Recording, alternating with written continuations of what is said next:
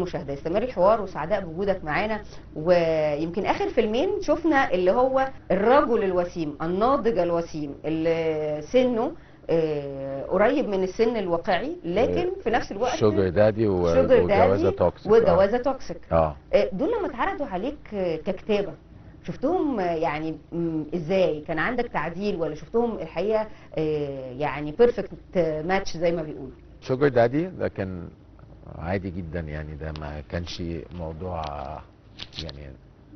كان طالع هو شاب عنده هوتيل وطالع من البحر شاط بقى فظيع جدا فده ما كانش حاجه. هو جوازة توكسيك اللي هو اخر فيلم، هو فيلم واحد هو بس اللي هو المفروض حما وابو العروسه. بس انت لسه مش حما، انت عندك عروستين بس لسه مش حما، لسه عندي عروسه هتتجوز يعني قريب تمارا ان شاء الله يا رب. فالمهم لما اتعرض عليا الفيلم انا كنت متضايق، انا طالع ابو العروسه هو بيحكي القصه، فقلت طب مين العروسه؟ فبيقولوا لي ملك اورا مش عارف ايه.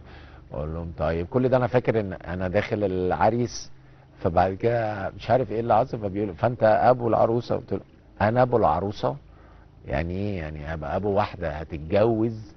لا يعني ازاي انا اخش الدخله دي؟ فبيقول لي هو انت مش بنتك هتتجوز؟ قلت له في الحقيقه حاجه بس في التمثيل حاجه ثانيه. بس هو يعني شخصيه مومو ده مؤنس في جوازة توكسيك، كان هو شباب جدا يعني، فكان جدا ان هو جدا الحقيقه. ده والبنات لما شافوا الجوازه التوكسيك لا مبسوطين وبعد جدا. كده في العروسه لما تشوف الحما يعني في هنا يعني بروفا للحما. أيوة. بس طبعا بطريقه يعني مختلفه وكوميديه شويه. مؤنس اكيد مش انت مش مؤنس، فيك من مؤنس كتير. طبعا ما بقول لك بدخل من تامر اجرس حاجات كتيره قوي في الشخصيه. فهي حتى الناس بتقول لي انا مش حاسس انك انت مثلت خالص في فيلم الجوازة توكسيك ده، حاسس ان انت قوي.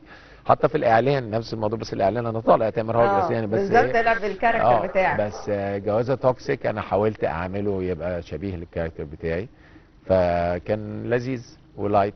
فمهم قوي ان الممثل ينوع حاجات كتيره.